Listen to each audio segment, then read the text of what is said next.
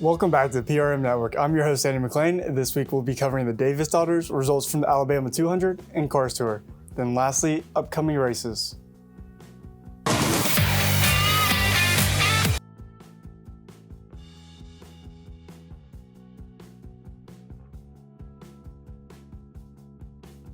This episode brought to you by Black Dust Oil Absorbent and Gold Dust Track Resin. Ryleigh and Reagan Davis are two sisters who have been racing motocross since they were 5 years old. We met with them so they could share their experiences, plans, and upcoming season and favorite memories. My favorite memory is probably my first time ever qualifying for Loretta's. We were in New York at Unadilla. My favorite track is probably Lake Sugar Tree in Virginia. Through my dad, because I remember I used to go to the track with him and I really wanted to ride like him. I want to continue it to grow and do good at Loretta's and Mini-O's and hopefully keep going up into my pro career. We usually do NCMX and District 13, but sometimes we go like different places. The rest of the year we plan on going to a bunch of areas and hopefully only 1 or 2 regionals and qualify for Loretta's and girls and women's, and then we will probably go to Mini-O's. I've been riding since I was 3 and racing since I was 6, so about 7 years. Probably last year at the Chillytown Regional in Ohio when I qualified for Loretta's the first time. When she made it to Loretta's for the first time, I think it was in 2022. That was like at Unadilla in New York, and it was really fun, and so. Yeah, sometimes I'm faster, but for the most time, she is a little bit faster, but we're getting there. This week we have Hank Thomas as a guest, briefly explaining technology changed throughout his time to the modern era. What I was told by Kyle Larson with his crew chief, which we worked close with, in his dirt car. And basically what I did from leverages and angles, etc., they do with a computer now to say what to do in a shock and arrow. Expounded on Hank and what he was mentioning about angles and leverage. From what I studied back in the 80s, 90s, and early 2000s, a lot of the dirt cars were more about using angles, and that created a leverage.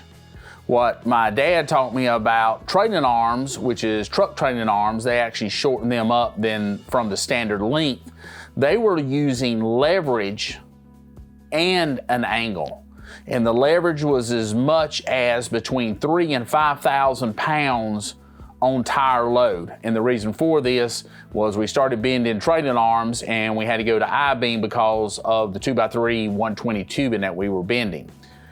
When he was dealing with some of the local guys and they started working on computers, they started putting load cells, and it sure made it a lot easier not to have to go to the racetrack and save time. You end up spending a little bit more on the front end for somebody to be able to read a lot of the telemetry, but in the long term, you save from having to go to the track, wear the engine out, and a lot of other tires and expenses that were occurred.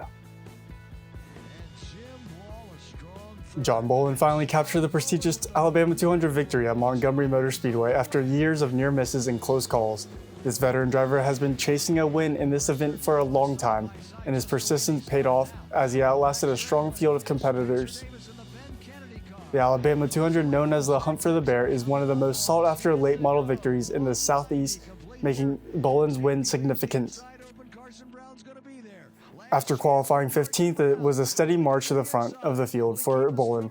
He passed Jim Wall for second on lap 177, which put him in position to contend for the win during a pair of late cautions. The race saw intense battles throughout, with drivers pushing hard for the coveted win. Bolin's experience and strategy proved crucial in the late stages, allowing him to maintain control and fend off his challengers. His victory cements his legacy at Montgomery Motor Speedway and adds his name to a prestigious list of winners. For Bolin, this is a long-awaited win, as it proves his persistence and dedication in short track racing. The top 5 were Bolin, Carson Brown, Jim Wall, Aiden Porter, and Chase Pinson-Yolt.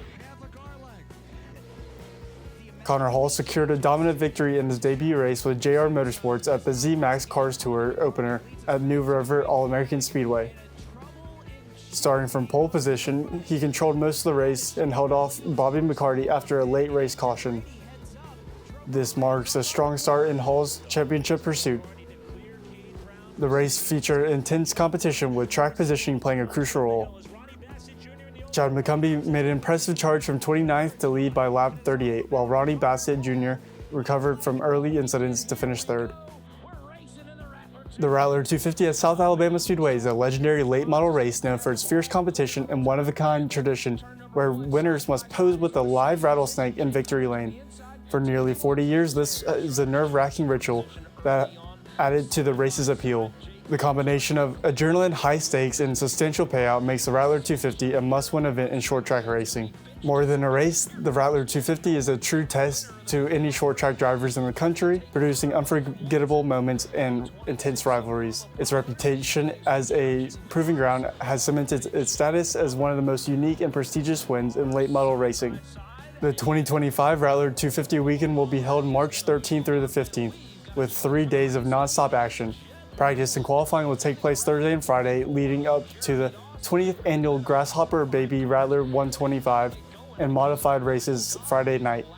The excitement will lead up to Saturday with the 49th annual Rattler 250 delivering a thrilling showcase of short track racing. This Saturday, March 8th, Cordele Motor Speedway will feature a full day of racing. This will feature a pro truck 50-lap race and also include Bandoleros, Legends, Crown Vic, and Enduro events. Gates will open at 12 p.m., but racing will start at 5:30. Nat Pro, or National Transmission Products, has become the title sponsor for the limited late models at Caraway Speedway for the 2025 season. This will be the 60th anniversary for Caraway Speedway as the season kicks off March 9th with a 100-lap race offering $2,000 to win.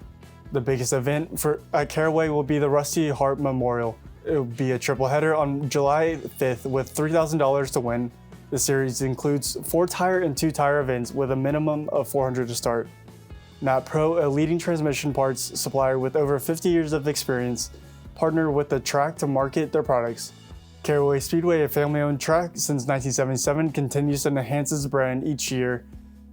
With other sponsorship news, the ASA National Tour has announced its new multi-year partnership with the Appalachian Sucker Punch as its new title sponsor. This series will now be known as the Appalachian Sucker Punch ASA National Tour.